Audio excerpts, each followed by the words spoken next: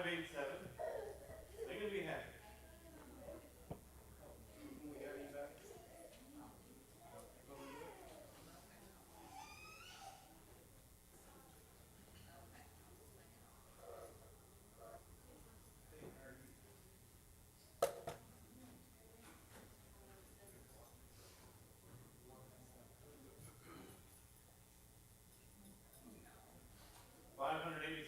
They can be happy. If the skies above you are gray, you are getting so blue. If no cares and burdens seem gray all the whole day through, there's a silver light that shines in the heavenly man. Look by faith and see it, my friend. Trust in His promises, friend. Sing and be happy, press on to the goal. Trust Him, who leads you, He will keep your soul. Let all be faithful, look to Him and pray. Lift your voice and praise in His song. Sing and be happy today. Often we are troubled and tired, sick with sorrow and pain.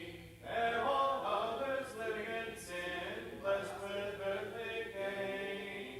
Take new courage, we cannot tell what the morrow may bring. When the dark clouds vanish away, then your heart truly can see. Sing and be happy, press on to the goal. Trust Him, who leads you, He will keep your soul. Let all be faithful, look to Him and pray. Lift your voice and praise Him in song. Sing and be happy today. Off we sail to see the rainbow up in heaven's fair sky. When it seems the fortunes of earth frown and pass us by, there are things we know that are worth more than silver and gold. If we hope and trust each day, we shall have pleasure untold. Sing and be happy, press on to the goal. Trust Him, who leads you, He will keep your soul. Let all be faithful, look to Him and pray. Lift your voice and praise Him in song. Sing and be happy today. Please mark number. Well, it was Trust and Obey again. I was going to leave the, let's sing Trust and Obey 915, I think the song number is. And we'll sing the third, fourth, and fifth verses. We didn't get to something.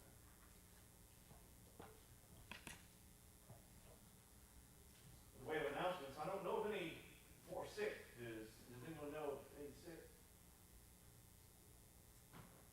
Okay, good. That's excellent. Let's remember Gail Floyd's boys that had kind of a serious infection for Scott, and then Stephen Tillingham had reported diagnosis of colon and rectal cancer. But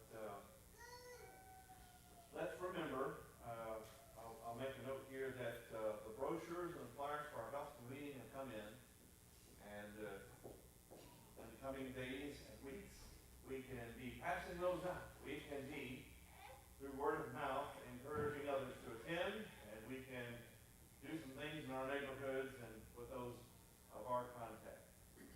So let's be handing out those brochures and flyers. The gospel meeting, April 3rd through the 6th with Bobby Liddell. We have our potluck coming up this month for February on the 20th. That'll be not this Sunday, but the next Sunday. And for this Sunday, we're going to have Jimmy Smith and Scott Hobson to preach for us. So we're thankful for that and looking forward to it. Any other announcements? All right. Let's have a prayer. Heavenly Father, we thank you for all that you've provided for us. We are grateful for your kind watchfulness, your providence, your benevolence that you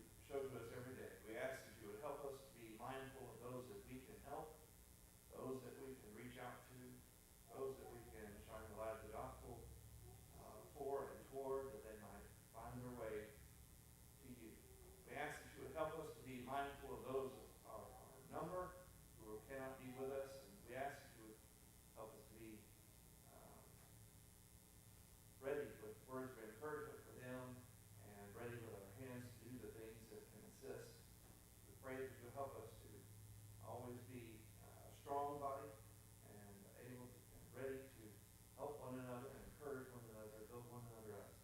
We ask that you would help us to use this time we have to be together for your glory and praise, that we'll be able to grow and looking at your word. We pray for our teachers, and we pray for those that would sit and learn as well. We ask these things in your son's name, Jesus Christ. Amen.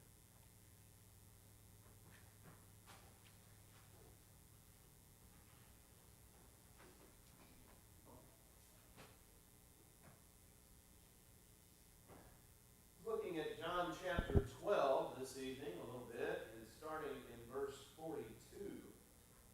It says, "Nevertheless, even among the rulers, many believed in him.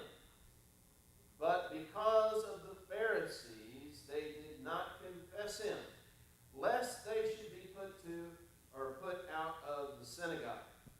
For they love the praise of men more than the praise of God.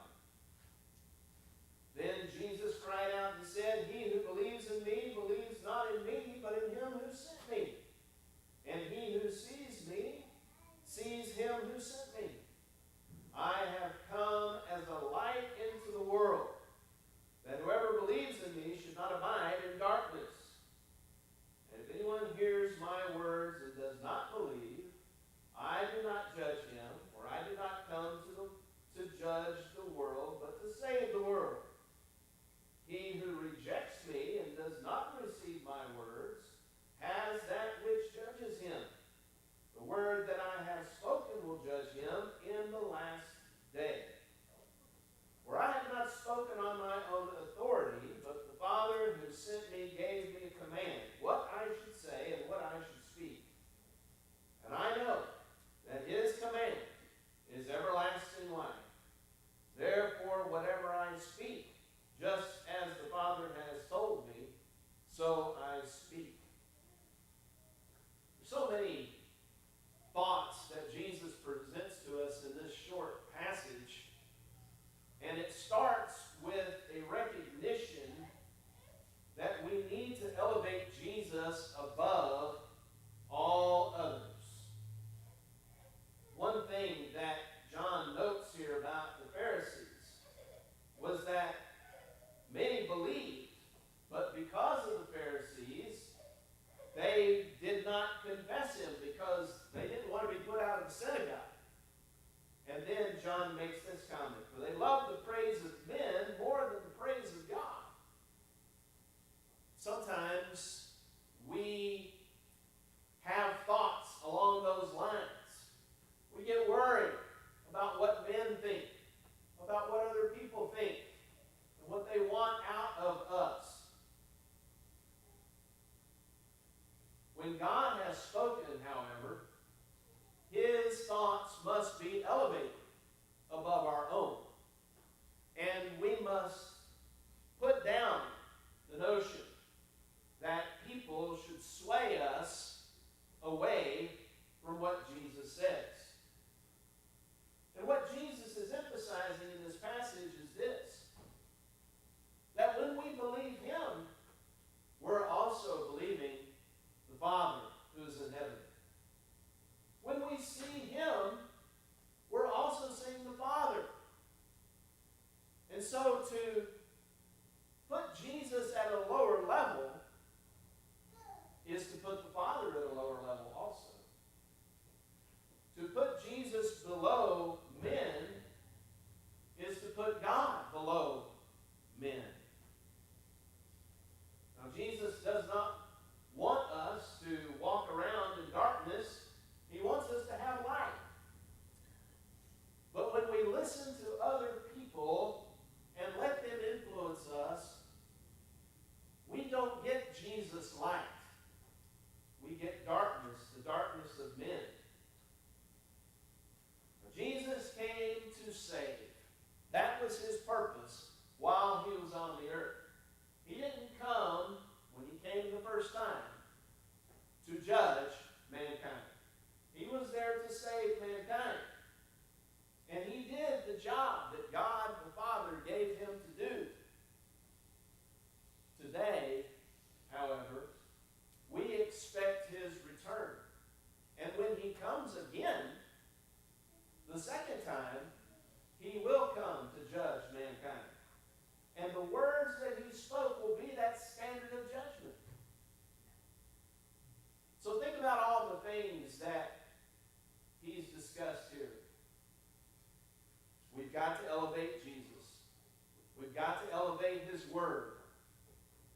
we've got to put down lower the opinions and thoughts of man, and we've got to listen to Jesus. To listen to Jesus is to hear the Father also. Because what Jesus spoke was the Father's words. Do we want a relationship with God? That's really the question. That's really what Jesus is asking. What relationships do we value most? Our family, our employee-employer relationship, our relationship with our neighbors, our community. What relationships do we value most? Jesus is saying that we need to value our relationship with Him the most. How do we do that? Well, when we seek God first, we put Him first in our lives, then all the other relationships that we have, God is going to provide for those. God is going to take care of those. But we must put our faith and trust in Him. Maybe tonight someone needs to begin to do that, to put their faith and trust in Jesus, and thereby putting their faith and trust in the Father also. Well, this evening we stand ready to help you to do that. You need to become a child of God by listening to the words of Jesus Christ, elevating them above the words of men. Let's commit to doing what Jesus says. Hearing His word and believing it. Repenting of sins. Confessing Him as Lord. And being baptized for the forgiveness of sins. Those are Jesus' words. And when we put Jesus' words first, that is what we will speak. And that is what we will say. And Jesus' words are the Father's words. So we need not doubt that if we say those things, that God the Father is going to be against us. He's not. Those are His words too. And so tonight, anyone who would like to follow Christ's plan for salvation, you may come and do so. Or if you need the prayers of the church, now is a good time also. You can come forward now and make your request known during this song of invitation. Let's stand and sing. Not the burden we bear, not the sorrow we share, but our token richly repay. Not the grief nor a loss, not the sun nor a cross, but His bliss if we trust and obey. Trust and obey, for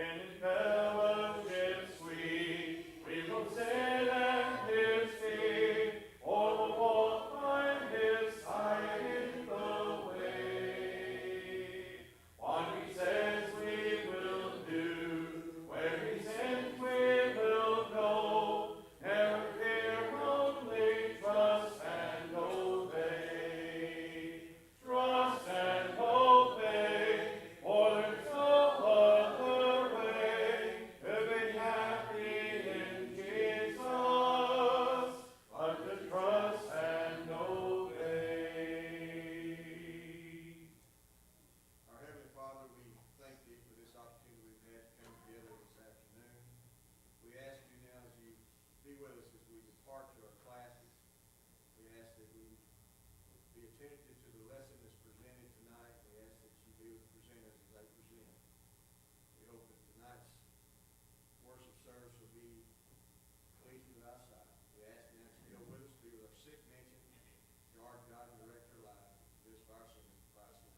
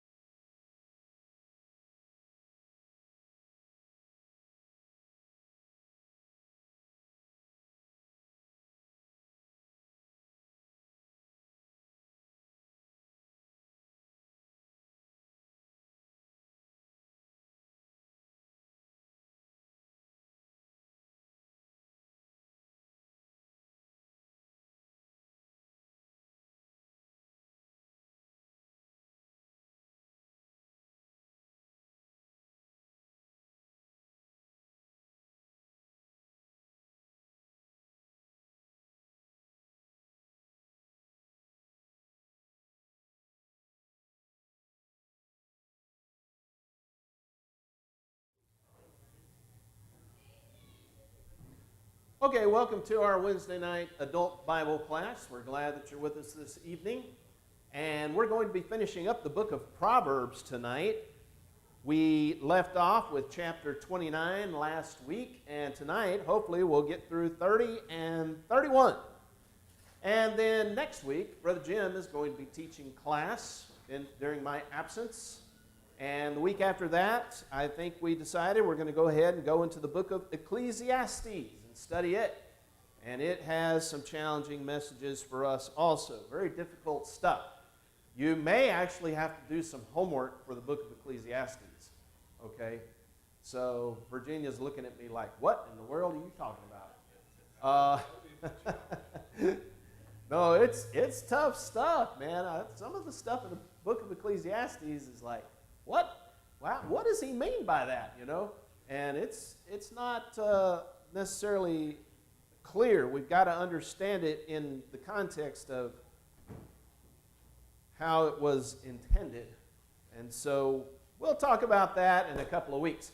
But tonight, let's get back into Proverbs, and we're going to be looking at Proverbs 29, verse 19. Michael Rainey just asked me a minute ago to talk about that verse. We had made our way through chapter 29 and looked at most of the thoughts there, but he asked specifically about verse 19. So let's talk about that for just a minute. It says, "A servant will not be corrected by mere words, for though he understands, he will not respond." All right, so what is this discussing? Well, in this context, a servant is probably referring to a slave.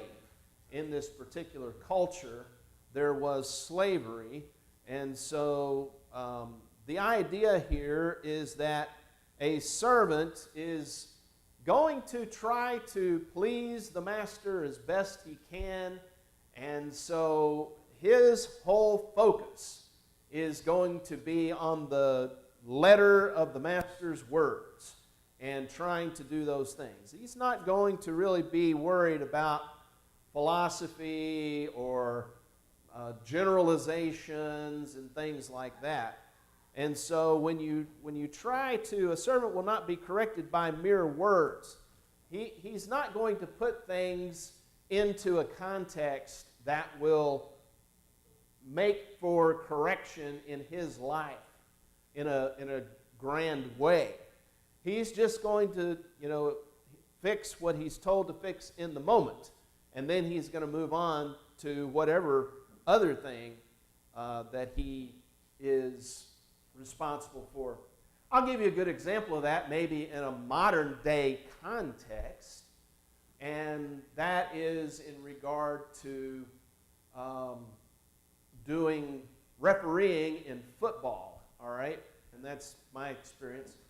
There is, in every football game, in the group of referees that officiate, there is a crew chief there.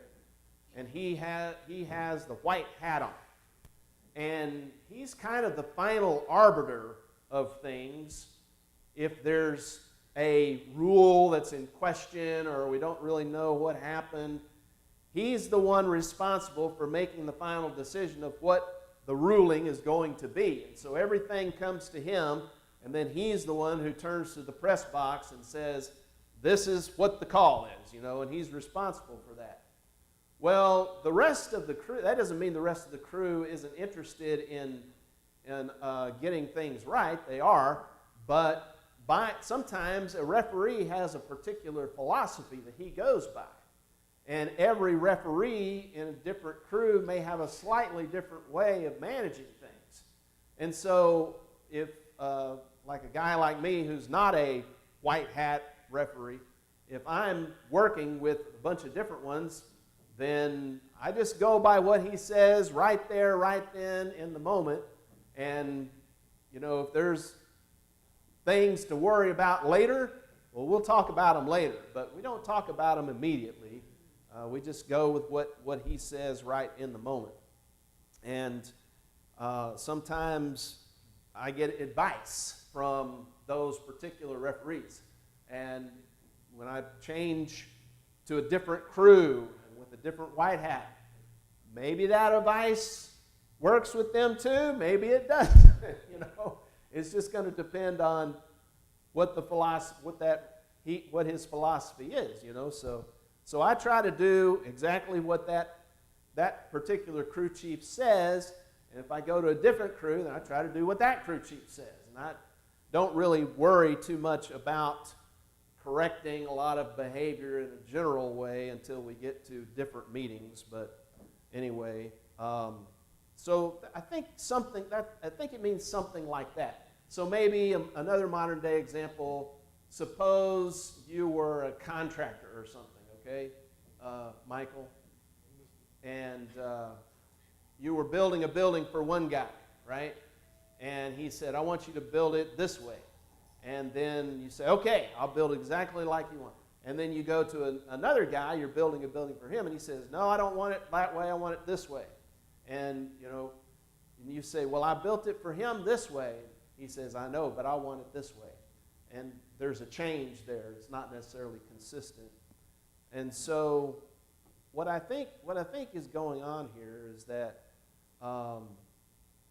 the servant is going to be interested in what's happening in the moment, not necessarily worrying about correcting his life. He has a limited relationship there, and he's going to basically keep the letter of the law until he doesn't have to anymore. And so he's not going to be very interested in changing his life. Now that's not always the case. I think these proverbs are general in nature, and so they don't necessarily reflect every single instantiation of what it's talking about. So does anybody else have any thoughts about that or comments? It's kind of a tough one. That's one of those proverbs that is out of our culture. It's not really in our culture. It doesn't really apply very well to our culture. My commentary says such a person will deliberately refuse properly instruction. Well, could very well, yeah. Just do the letter of the law, and then that's all he's interested in doing, and then not really trying to change himself or to make his life better by following proper instruction, that kind of thing. That is a possibility. All right, well, but anyway, some of these proverbs are pretty esoteric. They're kind of hard to understand, and they're not always easy. But if anybody else has any thoughts along that you'd like to share with me, I'd be happy to listen, or we can talk about it some other time too. All right, let's get into chapter 30 then, and we'll talk a little bit about the wisdom, the words of Agur, the wisdom of Agur. So the book of Proverbs is a collection of proverbs. They're not all written by Solomon. And the last couple of chapters of Proverbs are proverbs by different people. And so this particular chapter is the wisdom of Agur. And then chapter 31 are the words of King Lemuel. And these are other proverb writers of ancient time. So look at chapter 30, verse 1. The words of Agur, the son of Jacob. His utterance, this man declared to Ithiel and Ukal. And we don't have a lot of information about who these people are. And they're just people who lived in that time and who may have been, evidently they were, Agur was a prophet of some kind that God inspired to say these proverbs, and that was given to these particular people that received them. All right, so let's read through the rest of the chapter here, and we'll talk about it. Surely I am more stupid than any man, and do not have the understanding of a man. I neither learned wisdom nor have knowledge of the Holy One. Who has ascended into heaven or descended? Who has gathered the wind in his fists? Who has bound the waters in a garment? Who has established all the ends of the earth? What is his name, and what is his son's name, if you know? Every word of God is pure. He is a shield to those who put their trust in him. Do not add to his words, lest he rebuke you, and you be found a liar. 2 things I request of you. Deprive me not before I die. Remove falsehood and lies far from me. Give me neither poverty nor riches. Feed me with the food allotted to me, lest I be full and deny you, and say, Who is the Lord? Or lest I be poor and steal and profane the name of my God. Do not malign a servant to his master, lest he curse you, and you be found guilty. There is a generation that curses its father and does not bless its mother. There is a generation that is pure in its own eyes, yet is not washed from its filthiness. There is a generation, oh, how lofty are their eyes, and their eyelids are lifted up. There is a generation whose teeth are like swords, and whose fangs are like knives, to devour the poor from off the earth, and the needy from among men. The leech has 2 daughters, give and give. There are 3 things that are never satisfied. 4 never say enough. The grave, the barren womb, the earth that is not satisfied with water, and the fire never says enough. The eye that mocks his father and scorns obedience to his mother, the ravens of the valley will pick it out, and the young eagles will eat it. There are 3 things which are too wonderful for me, yes, 4 which I do not understand. The way of an eagle in the air, the way of a serpent on a rock, the way of a ship in the midst of the sea, and the way of a man with a virgin. This is the way of an adulterous woman.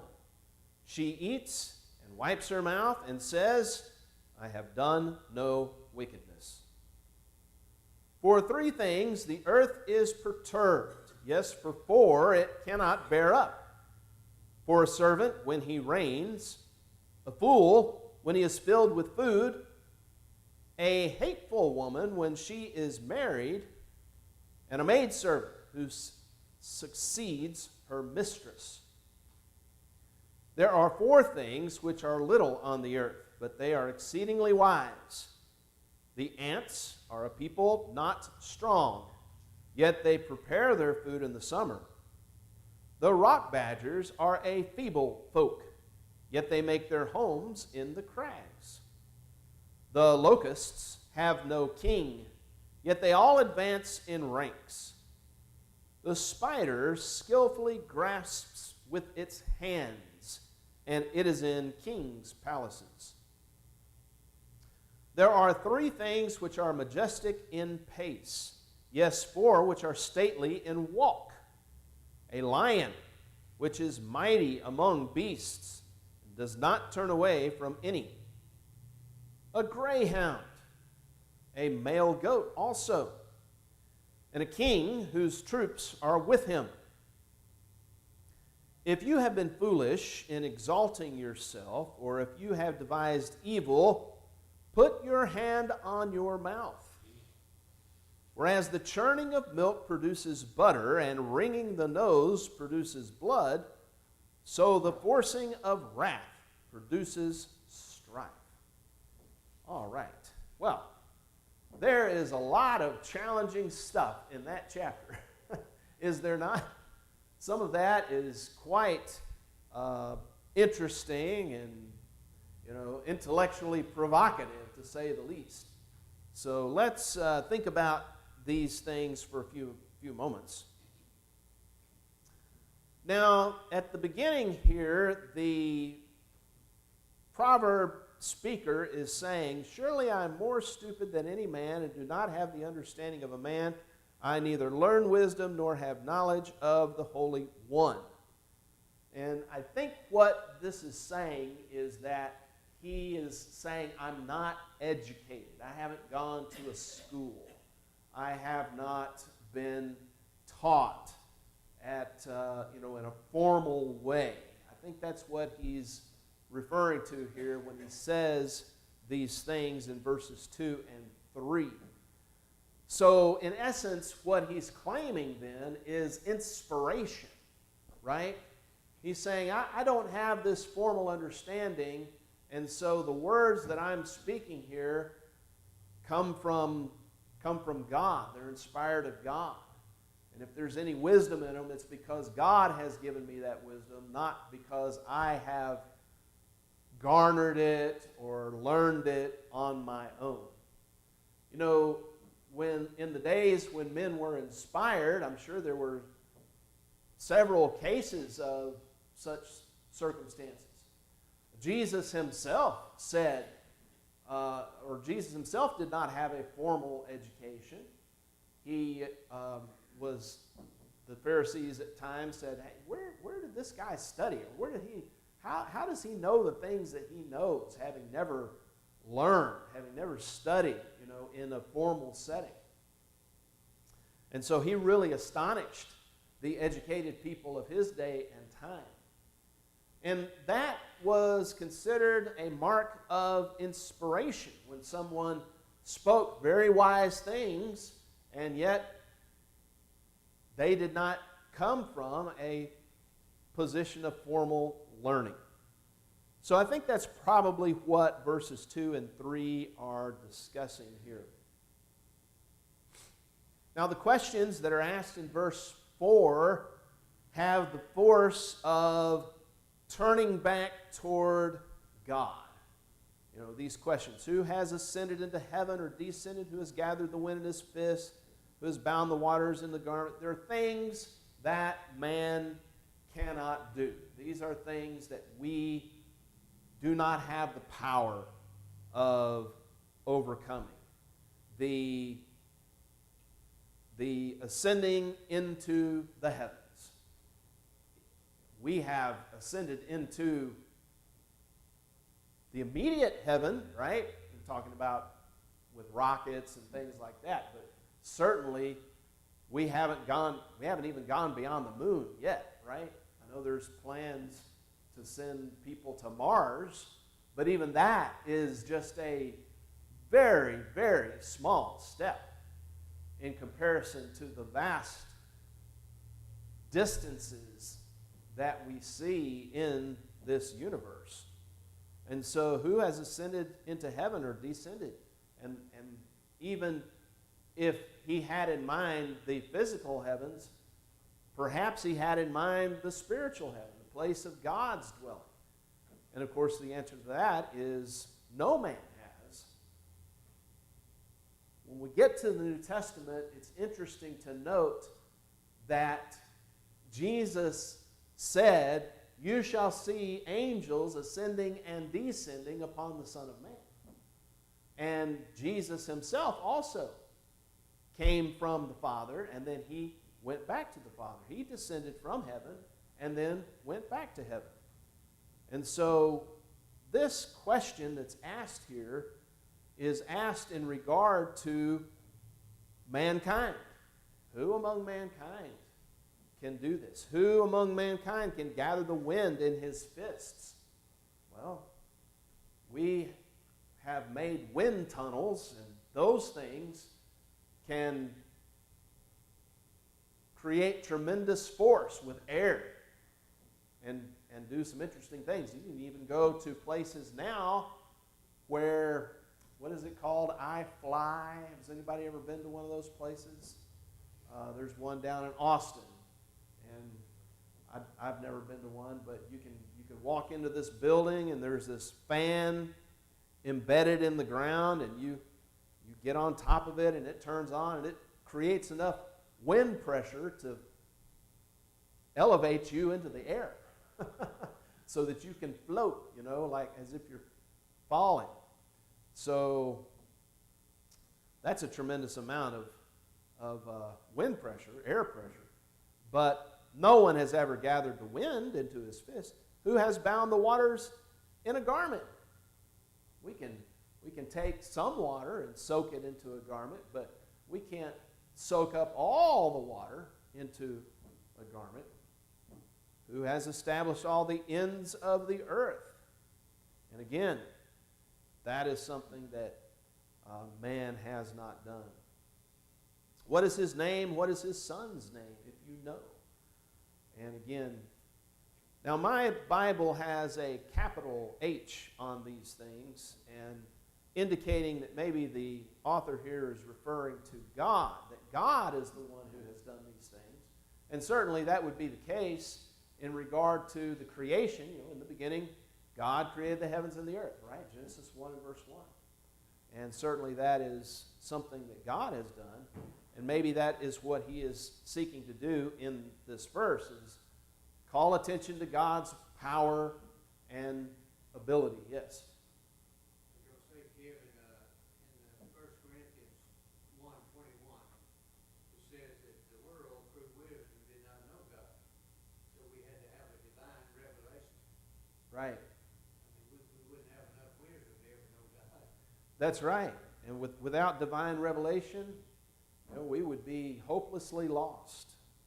So that is a great thing. And that kind of leads us into verses 5 and 6.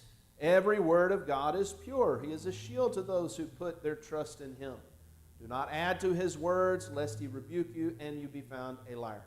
Well, two things are going on then here in verses 2 and 3 and 4, and then in verses 5 and 6. First of all, man is being shown to be insufficient in order to guide his ways. And the second thing that is going on is that God is being magnified for the purpose of giving man wisdom. And so the conclusion then in verse 5 and 6 is, listen to God. His words are pure. He is a shield to those who put their trust in him. Don't add to his words, lest he rebuke you and you be found a liar. We need to take God's word as it is. That doesn't necessarily mean we always understand everything the Bible says. There's difficult passages in the Bible. But for the most part, there are some things in the Bible that are very easy to understand. And God has put into words the things that we need to understand in a very simple and easy way. And so if we will simply open the Bible and read it, and study it, and listen to it, we'll find the answers that we're looking for. All right, verses 7, 8, and 9 seem to be a prayer that is being prayed in reference to the person who is praying and their relationship with God. So he says this, 2 things I request of you. Deprive me not before I die. Remove falsehood and lies far from me. Give me neither poverty nor riches. Feed me with the food allotted to me, lest I be full and deny you, and say, Who is the Lord?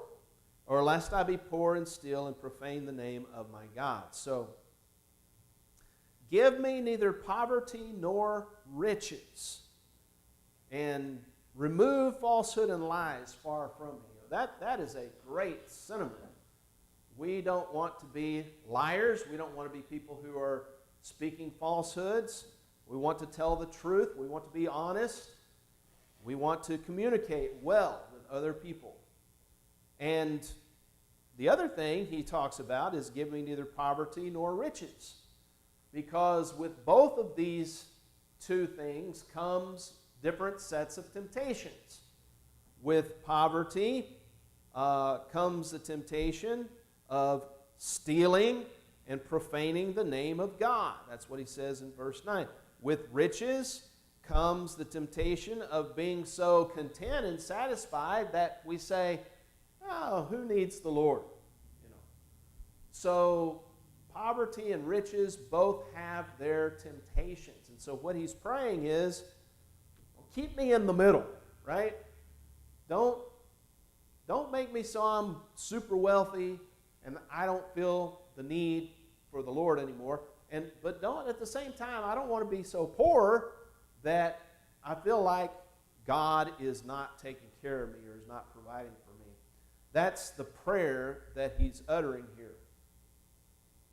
Any thoughts or comments about that?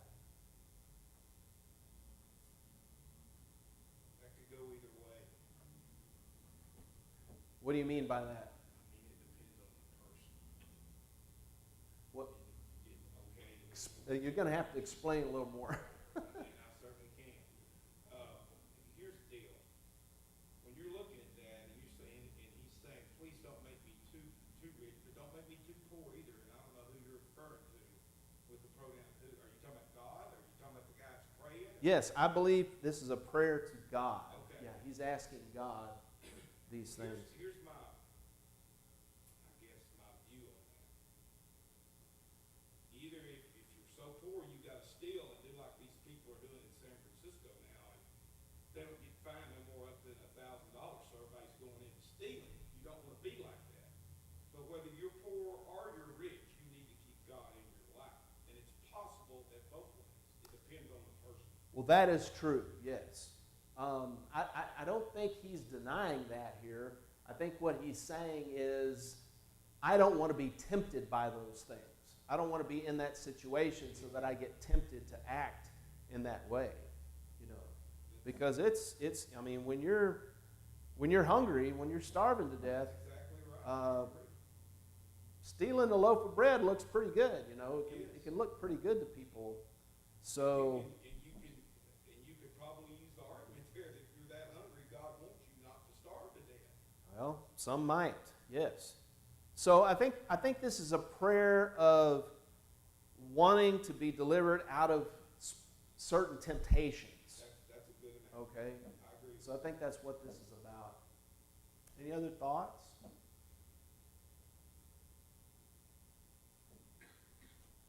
There's some additional statements about pride in verses 13 and 14. Again, the book of Proverbs puts the concept of pride in terms of looking at things in your own eyes, or seeing yourself in your own eyes. The idea that I just look at it with my own thoughts and my own view, and I don't listen to what God has to say. I don't listen to other people. And that this concept of they are lofty in their own eyes, pure in their own eyes, that is a concept that is repeated throughout the book of Proverbs frequently in reference to the proud. So we don't want to have that kind of attitude. We want to be humble And humility means listening to other people and taking criticism and understanding that sometimes we're wrong and we need to make changes. You know, the proud always think they're right and that they're never wrong, and that's not a good place to be. As people, human beings, we all make mistakes. We all have problems. We all need guidance and support and help from time to time. And we need to be willing to accept that and even ask sometime for other people to help us to examine ourselves from a different perspective. You know, if we're just looking at our life from our own perspective and we're not getting feedback on it, we're not really going to see what's really happening in our relationships with other people and in how we view things. It's very helpful sometimes to get someone else's thoughts. Yes, sir. I'm going to tell you what this commentary said about that. He said, if a person becomes more and more impressed with himself, the less he is willing to submit to God Almighty. And yes, that's right.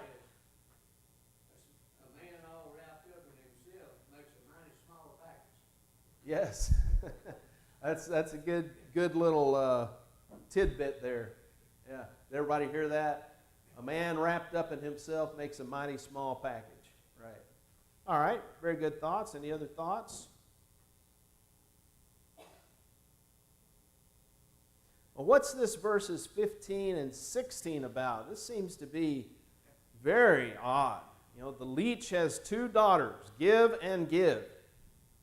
And there are three things that are never satisfied. Four never say enough. The grave, the barren womb, the earth that is not satisfied with water, and the fire never says enough. Well, what verses 15 and 16 seem to be referring to is the concept of contentment, right? And when someone isn't content, they are like these things. They're like a leech, right? Who just sucks and sucks and sucks and doesn't give back. Or they're like the grave that is always open, always receiving bodies, but it never gives back. The grave never gives back. They're like the barren womb, always wanting, always desiring, always wanting more. And the earth, it's not satisfied with water. You pour water into it, it dries out again. Pour more water into it, it dries out again. Where does it all go? It's never satisfied. And fire is never satisfied. It's always going to want more. And what this is saying is that people should not be like these things. We shouldn't be so dissatisfied with everything. Because these things, we recognize that these are things that create issues. Fire destroys. The hungry earth is always wanting more. The leech creates problems. When we're content, when we're satisfied, we're not going to have this desire to just keep on consuming and to keep on wanting more. We're going to give back. We're going to be interested in helping others. We're going to not be so focused on self and what self wants as much as we're focused on other people and what they need. And that, I think, is what this section is saying. It is rather esoteric, but I think it's talking about contentment versus dissatisfaction. Any thoughts about that?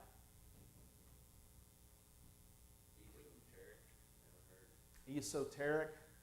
I hope I'm using that word correctly. It means, sort of disconnected, I guess, in some way. I'd have to look it up. You look it up. Is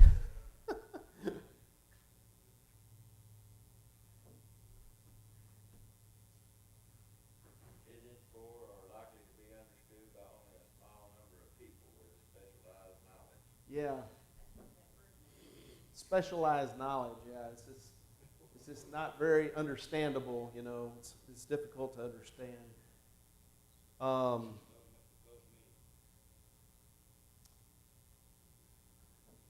There's some interesting things said about wise animals in the earth.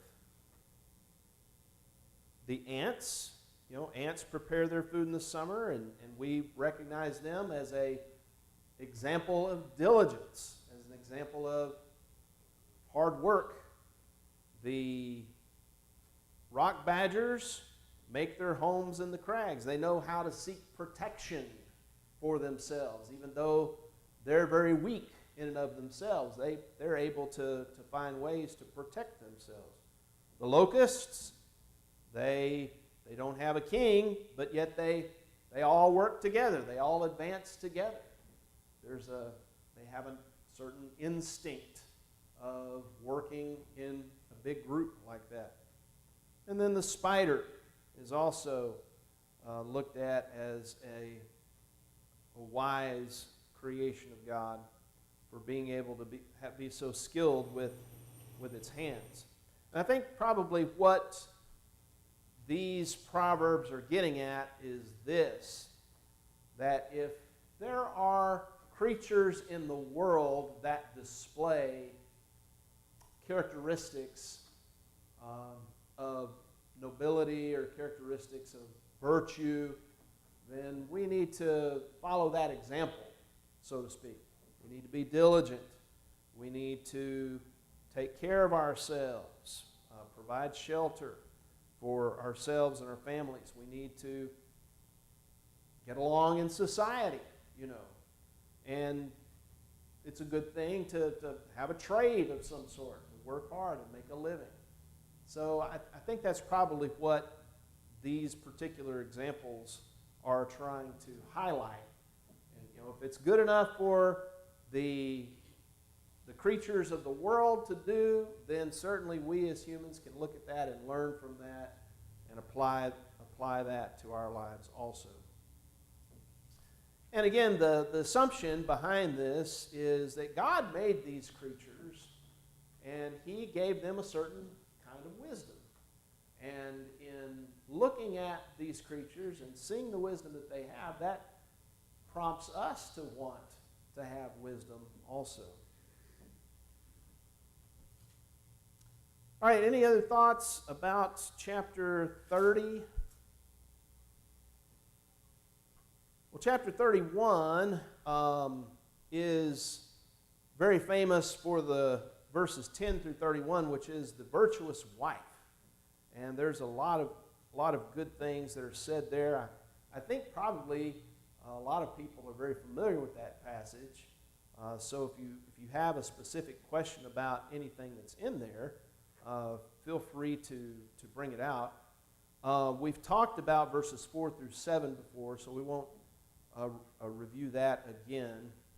And verses 8 and 9 are interesting. It seems to be direction for how to advocate for people who are in difficult circumstances, like open your mouth for the speechless, people who, and again, these are the words of King Lemuel, and so this is instruction for those who are in positions of government and authority.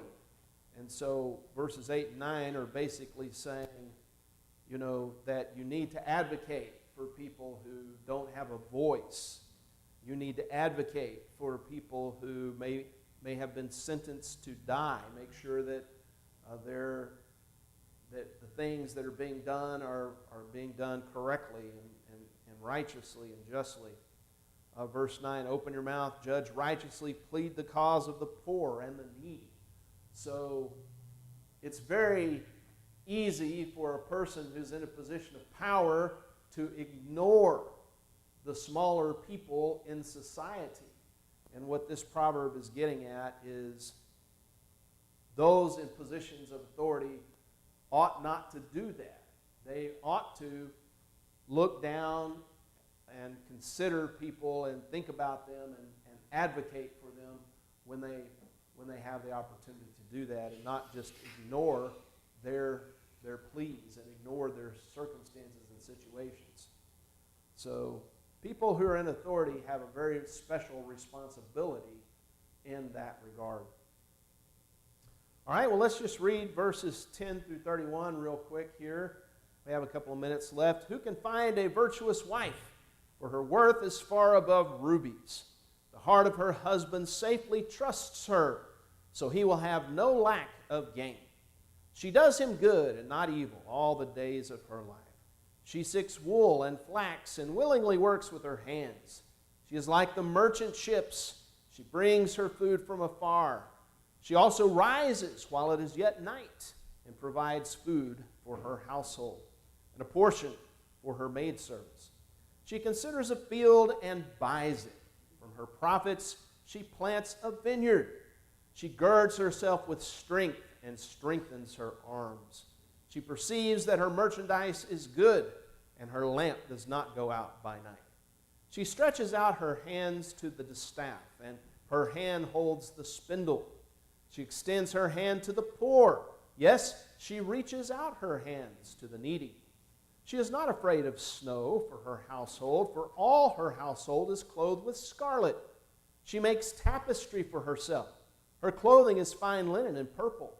Her husband is known in the gates when he sits among the elders of the land. She makes linen garments and sells them, and supplies sashes for the merchants. Strength and honor are her clothing. She shall rejoice in time to come. She opens her mouth with wisdom, and on her tongue is the law of kindness. She watches over the ways of her household, and does not eat the bread of idleness. Her children rise up and call her blessed, her husband also, and he praises her. Many daughters have done well, but you excel them all. Charm is deceitful, and beauty is passing. But a woman who fears the Lord, she shall be praised.